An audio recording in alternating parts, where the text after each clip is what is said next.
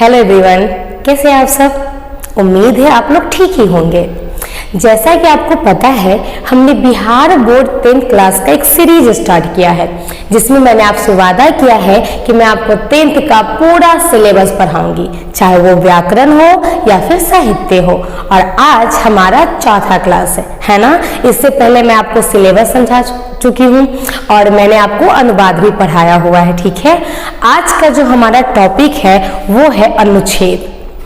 बच्चों, अनुच्छेद board exam में 7 अंकों के लिए पूछे जाते हैं और हमारे स्टूडेंट्स की एक बड़ी समस्या होती है कि वो याद करते हैं, क्योंकि उनको अनुच्छेद लिखना ही नहीं आता। बहुत सारे बच्चों ने तो अपने दिमाग में बना ही लिया है, सोच ही लिया है कि अनुच्छेद मतलब याद करना। लेकिन मैं आपको समझा दूं, अनुच्छेद आपको बिल्कुल भी याद करने की जरूरत नहीं, क्योंकि आज मैं आपको कुछ ही मिनटों में अनुच्छेद लिखना सिखाने वाली हूँ। क्योंकि देखो, अगर आपने अनुच्छेद याद किया, क्या पता आपने जो याद किया वही आएगा, कुछ और भी तो आ सकता है ना। और क्यों बोझ लेना, क्यों बर्डन लेना उस चीज को जिसको हम बिना याद किए बस थोड़ा सा स्किल सीख के हम 5 मिनट में कर सकते हैं, उस पर इतने दिन इतने घंटे याद करने में क्यों देना। इतना समय आप साइंस में, SST में, बाकी सब्जेक्ट में दोगे तो आपको फायदा होगा, है ना। तो आज मैं आपको अनुच्छेद लेखन सिखाने वाली हूँ, ठीक है। तो चलिए आज क्लास स्टार्ट करते हैं। ओके,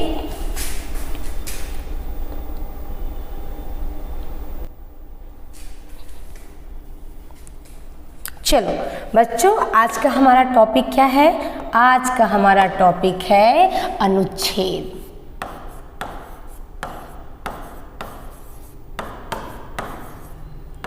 क्या है? अनुच्छेद है। और ये जो अनुच्छेद है ये बोर्ड एग्जाम में कितने अंकों के लिए पूछे जाते हैं? 7 अंकों के लिए पूछे जाते हैं। 7 अंकों के लिए। सबसे पहले मैं आपको समझा देती हूँ कि अनुच्छेद होता क्या। हिंदी में आपने निबंध लेखन तो किया होगा या आप जानते होंगे, लेख लिखित है ना। तो लेख का ही थोड़ा सा अपग्रेडेड, मतलब आप कह सकते हो अपग्रेडेड वर्जन होता है निबंध, ठीक है। तो जैसे हिंदी में निबंध लिखते हैं तो निबंध काफ़ी व्यापक होता है, लेकिन संस्कृत में बहुत आसान है। आपको बोर्ड एग्जाम में क्वेश्चन आता है कि 7 वाक्यों में अनुच्छेद लिखें, सिर्फ और सिर्फ 7 वाक्य लिखना और आपको 7 नंबर मिलेंगे, है ना। तो इसको याद क्यों करना, इसको हम लिख सकते हैं। जैसे देखो, एक टॉपिक है जिसमें बहुत ज़्यादा बार पूछा गया है अनुच्छेद लिखना, मम विद्यालय। बहुत पूछा गया, आप लोग प्रीवियस ईयर में जाके ना देख सकते हो और मैं आपको यहाँ पे दिखाने वाली हूँ। क्या है? मम विद्यालय। इसका हिंदी क्या होता है? इसका हिंदी होता है मम मतलब मेरा और विद्यालय मतलब विद्यालय। मेरा विद्यालय। अब सोचो जरा, अगर कोई आपसे कहे कि अपने विद्यालय के बारे में 7 वाक्य लिखे, क्या आप नहीं लिख पाओगे? आप कहोगे मिस आराम से लिख सकते हैं, 7 क्या 100 वाक्य लिख देंगे। लेकिन मिस प्रॉब्लम तो ये है कि संस्कृत में लिखना है। कोई प्रॉब्लम नहीं, याद करो पिछली क्लासेस में मैंने आपको क्या सिखाया है? हिंदी के वाक्यों को संस्कृत में अनुवाद करना, और इसी अनुवाद के स्किल को हम यहाँ पे इस्तेमाल करेंगे। आप 7 वाक्य हिंदी में लिख लो और उन 7 को क्या करो? संस्कृत में अनुवाद कर दो। वैसे भी आपको अनुवाद तो सीखना ही होता है, 6 अंकों के लिए अनुवाद एग्जाम में आता है और आप उसको सीख चुके हैं। अब उसी ज्ञान का हम यहाँ पे इस्तेमाल करेंगे, ठीक है। जैसे मान लो अगर आपको अपने विद्यालय के बारे में लिखना हो, ठीक है। जैसे मान लो किसी बच्चे के विद्यालय का नाम है ना, साइन हाई स्कूल कांटी। मैं लिख देती हूँ।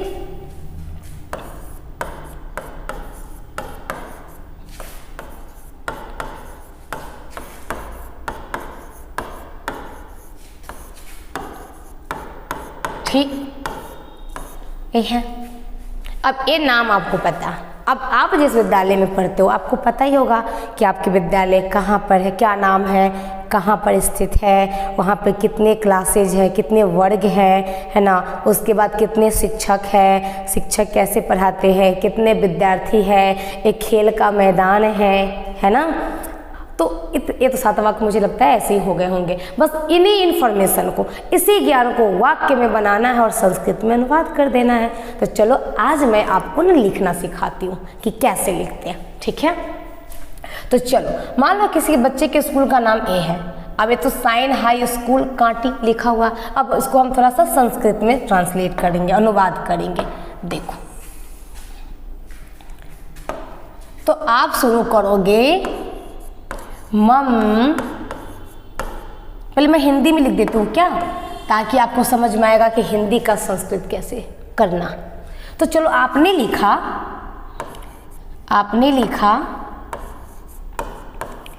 मेरे विद्यालय का नाम, थोड़ा नीचे से लिख देती हूँ, साइन हाई स्कूल है। यहाँ पर मान लो 8 कमरे, तो आप लिखोगे, अंक में नहीं शब्दों में लिखते हैं, 8 कक्षा लिखेंगे, कमरा से ज़्यादा अच्छा होगा। 8 कक्षाएं हैं और मान लो कि 1000 विद्यार्थी मान लेते हैं, है ना। तो आपने लिखा 1000 विद्यार्थी हैं, 1000 विद्यार्थी हैं। अब आपने बता दिया, आगे बताओ। यहाँ एक कार्यालय मतलब ऑफिस और एक खेल का मैदान है। ठीक, ये आपने बेसिक इन्फॉर्मेशन दे दिया। अब बता दो आपके विद्यालय में कितने शिक्षक हैं, है ना, कैसे शिक्षक हैं। तब लिखोगे मेरे विद्यालय में, मान लो 15 है, मैं ऐसे ही लिख रही हूँ, आप में आपके स्कूल में जितने शिक्षक होंगे लिख देना। 15 शिक्षक और शिक्षिकाएं हैं। अब थोड़ा शिक्षक के बारे में लिख देंगे। वे सभी व्यवहार कुशल मतलब अच्छे व्यवहार वाले, व्यवहार कुशल और योग्य हैं। बच्चों, मैं मान के चलती हूँ कि आप लोग हिंदी में तो 7 वाक्य लिख सकते हो, ठीक है। बस मैं आपको यहाँ पे ये सिखाऊंगी कि आप इसको संस्कृत में कैसे लिखोगे, ठीक है। तो आपने लिखा वे सभी व्यवहार कुशल और योग्य हैं। वे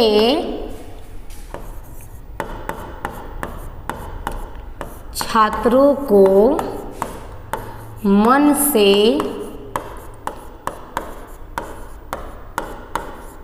पढ़ाते हैं। क्या 7 वाक्य हुआ? तो यह हो जाएगा 1 2 3 4 5 6। एक और लाइन लिख देते हैं, लास्ट में आप लिख सकते हो मेरा विद्यालय बहुत अच्छा है या सुंदर है। अब जो चाहो लिखना चाहो तो लिख सकते हो, सुंदर है या इससे भी अच्छा। ये तो बड़ा सा आसान सा लग रहा है, सिंपल सा ही। क्या लिखना? चलो कुछ अच्छा सा लिखते हैं। आप लिखो यहाँ सभी विद्यार्थी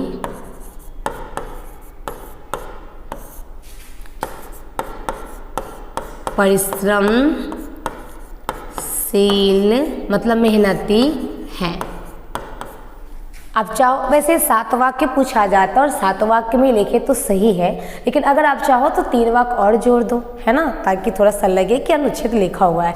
लेकिन ये भी परफेक्ट है क्योंकि जितना पूछा उतना करे तो और सही है। बच्चों ये तो मैंने हिंदी में लिख दिए 7 वाक्य, ये तो आप भी कर लेते हो, है ना। अब मेन है कि हम इसे संस्कृत में कैसे लिखेंगे। तो बच्चों पिछले 2 क्लासेज में मैंने आपको अनुवाद करना सिखाया है।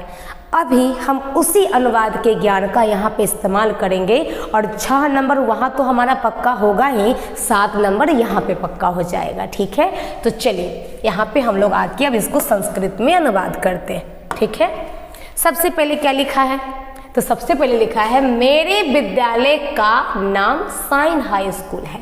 तो बताओ मेरा का संस्कृत क्या बताया, मेरा, मेरी, मेरे एक ही होता है, तो संस्कृत क्या बताए हुए हैं। इससे पहले मैंने आपको बहुत सारे शब्दार्थ बताया हुआ है, अब उसका इस्तेमाल करेंगे।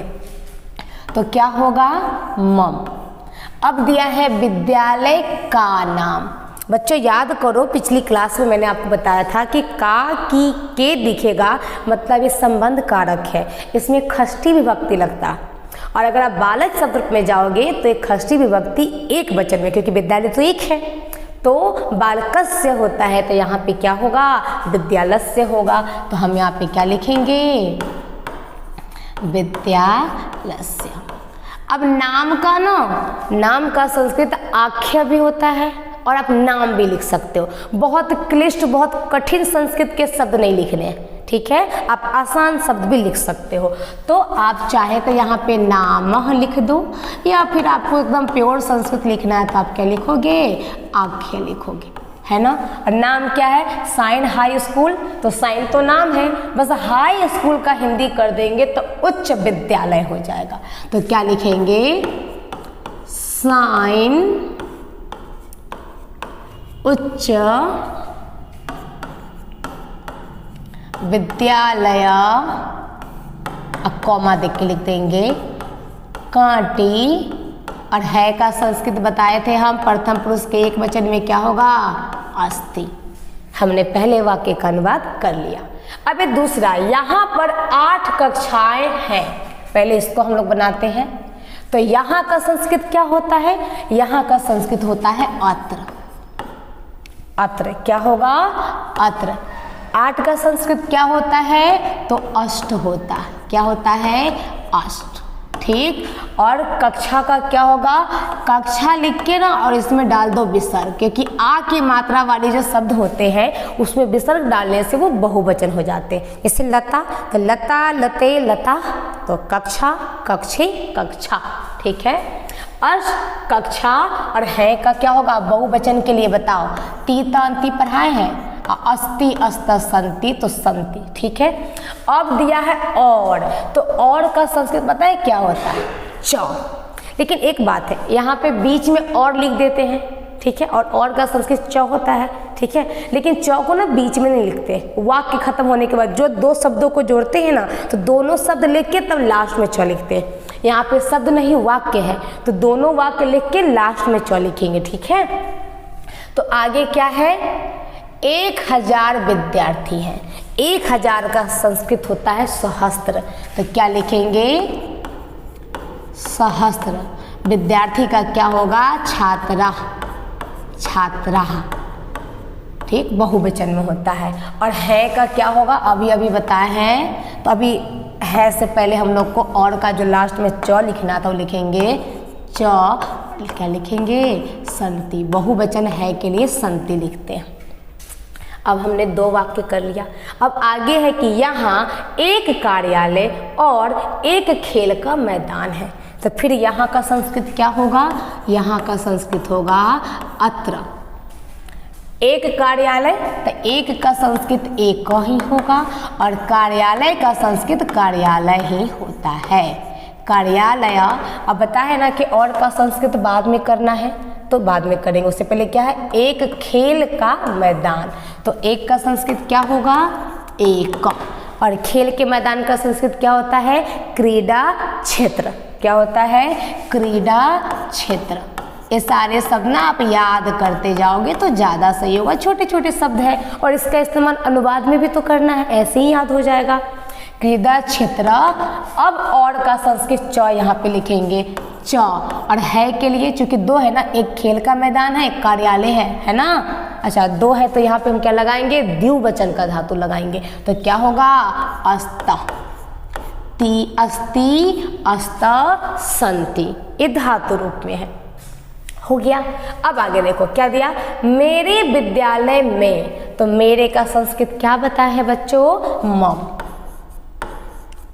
अब दिया है विद्यालय में। अगर आपको कल की क्लास याद होगी तो हमने पढ़ा था कि में चिन्ह का मतलब होता है वो अधिकरण कारक है, और अधिकरण कारक में क्या करना है, सप्तमी विभक्ति लगाना। अब याद करो, बालक शब्द रूप, अधिकरण कारक यानी सप्तमी विभक्ति, और विद्यालय एक है तो एक वचन, तो सप्तमी विभक्ति एक वचन में कौन सा रूप होगा, वहाँ था बालके, तो यहाँ पे क्या होगा विद्यालय, क्या होगा विद्यालय। बच्चों शब्द रूप ना जरूर याद करना, अनुवाद में भी काम आएगा, अनुच्छेद में भी काम आएगा, और सबसे इम्पोर्टेंट 5 से 6 नंबर का ऑब्जेक्टिव में आएगा। विद्यालय, अब क्या दिया 15 शिक्षक और शिक्षिकाएं, तो 15 का होता है पंचा 10, क्या होता है पंचा 10, ठीक। शिक्षक और शिक्षिकाएं, तो शिक्षक का होता है अध्यापका, ठीक है, तो बहुत सारे शिक्षक अध्यापका, और शिक्षिका का होता है अध्यापिका, ठीक है। तो हम लिखेंगे अध्यापका, और का च होता है लेकिन बाद में लिखेंगे, तो उससे पहले क्या लिखेंगे अध्यापिका, विसर्ग आकार का मात्रा, और विसर्ग का मतलब बहुवचन, अनेक शिक्षक भी है शिक्षिकाएं भी है। अब लगेगा च, अब ये सब अनेक है तो क्या लगाएंगे संति, एक वचन के लिए अस्ति, द्विवचन के लिए अस्ता, बहुवचन के लिए संति। अब ये भी हो गया, यहाँ तक हो गया हमारा। अब वे सभी, तो बताओ वे सभी, वे लोग, वे सब के लिए मैंने आपको एक संस्कृत शब्द बताया था, वो था ते, ठीक है। पुल्लिंग के लिए ते और स्त्रीलिंग के लिए ता, जब दोनों एक साथ है तो ते ही लगाएंगे, ठीक है, कॉमन जो होता है तो ते ही लगाते हैं। तो यहाँ पे लिखेंगे ते। सभी के लिए आप सीधे ते लिख दो तभी भी काम चल जाएगा, या आप सर्वा, सर्वा मतलब सभी, आप सर्वा भी लगा सकते हैं, सर्वा, सर्वे, सर्वा, बहुवचन के लिए वे सभी। व्यवहार कुशल का संस्कृत व्यवहार कुशल भी होता है। वैसे भी बहुत सारे ऐसे शब्द जिनका आप संस्कृत नहीं जानते हो तो आप उसको वैसे ही लिख सकते हो। हिंदी भाषा और अधिकांश हिंदी के जो शब्द होते हैं वो संस्कृत से ही तो निकले हैं, मतलब एकदम सही तो नहीं होगा, लेकिन अगर आप नहीं जानते हो तो आप लिख सकते हो, वो चलता है, ठीक है। लेकिन व्यवहार कुशल यहाँ पे वही होता है। तो क्या लिखेंगे व्यवहार, यहाँ पे नहीं हटा तो यहाँ पे हाइफन दे देंगे, योजक चिन्ह, व्यवहार कुशला। जब भी बहुवचन करना हो तो आ की मात्रा और विसर्ग, व्यवहार कुशल। फिर च और आया ना, च लिखना है लेकिन बाद में, उसके बाद क्या है योग्य, योग्य का योग्य ही होता है, और बहुवचन करना है तो आ की मात्रा और विसर्ग, योग्य। अब लगेगा च, और है के लिए क्या लगेगा, अब शिक्षक और शिक्षिका बहुत सारे, तो क्या लगाएंगे संति। देखो हो गया। अब क्या बचा वे मतलब वे सभी, तो वे के लिए क्या लगाएंगे ते। अब है छात्रों को मन से पढ़ाते, तो छात्रों को पढ़ाते हैं तो छात्रों को शिक्षा देते हैं। याद करो मैंने आपको बताया था कि अगर को चिन्ह होगा तो कौन सा कारक हो सकता है, तो 2 कारकों में को चिन्ह था, एक था कर्म कारक और एक था संप्रदान कारक। कर्म कारक में द्वितीय विभक्ति लगती है और संप्रदान कारक में चतुर्थी विभक्ति। अब यहाँ पे कौन सा होगा, प्रथमा की द्वितीय की चतुर्थी। तो देखो मैंने बताया था कि संप्रदान कारक वो होता है जिसको कोई वस्तु दी जाए, और कर्म कारक वो होता है जिस पे क्रिया का असर पड़े। तो अगर शिक्षक पढ़ाएंगे तो उसका असर किस पे होगा, छात्रों पे, कि वो उसको सीखेंगे, तो ये द्वितीय विभक्ति है। और छात्र कितने हैं, बहुत सारे, तो बहुवचन, तो द्वितीय विभक्ति बहुवचन। बालकान, तो यहाँ पे क्या होगा छात्रान, क्या होगा छात्रान, छात्रान। ठीक है, मन से पढ़ाते हैं तो मन से पढ़ाते हैं पूरा मन को, है ना, मन से पढ़ाते हैं तो इसके लिए एक शब्द आता है मनसा। ठीक है, मनसा भी तृतीया विभक्ति में होता है। तृतीया क्यों लग रहा है? क्योंकि यहाँ पे से है और पढ़ाने में इसका इस्तेमाल हो रहा है सहायक है, तो जो सहायक होता है वो करण कारक, उसमें तृतीया विभक्ति लगती है, तो इसलिए क्या लिखेंगे? मनसा। अब पढ़ाना का संस्कृत होता है पाठ, और वो सब पढ़ाते हैं तो इसके लिए संस्कृत होता है पाठयन्ति। पढ़ाते हैं पाठयन्ति। लास्ट में क्या है? यहाँ, यहाँ के लिए संस्कृत क्या होगा? अत्र। सभी विद्यार्थी, सभी का संस्कृत क्या बताए? सर्व। सर्व, सर्वे, सर्वा। तो यहाँ पे क्या है? बहुत सारे बहुवचन है तो क्या लिखेंगे? सर्वा। अत्र, है ना, सर्वा, और क्या दिया है? विद्यार्थी, तो विद्यार्थी का क्या लिखेंगे? छात्रा। छात्रा। परिश्रमशील है, परिश्रमशील को संस्कृत में परिश्रमशील ही लिखते हैं। परिश्रम या परिश्रमी भी लिख सकते हो, परिश्रमशील परिश्रमी लिख दो। परिश्रमी, और बहुत सारे हैं तो बहुवचन के लिए क्या लगाते हैं? सन्ति। और इस तरीके से हमने अपना अनुच्छेद लिख लिया, और इस पे आपको 7 अंक मिलेंगे, जो कि आपका फिक्स है, आपसे कोई नहीं छीन सकता। बस एक चीज़ करना है, अपने अनुवाद के ज्ञान का इस्तेमाल करना है। यहाँ पे अनुवाद भी आप, वहाँ पे अनुवाद के लिए आपको कितने अंक मिल जाएंगे? अनुवाद के लिए आपको 6 अंक मिल जाएंगे, और यहाँ पे कितने मिल गए? 7। 13 अंक आपके कंफर्म हो गए अब तक एकदम। बस मैंने जितना बताया है आप उतनी मेहनत कर लो। और ये जो मैंने बताया ना मम विद्यालय, कितना आसान है और कई बार पूछा गया।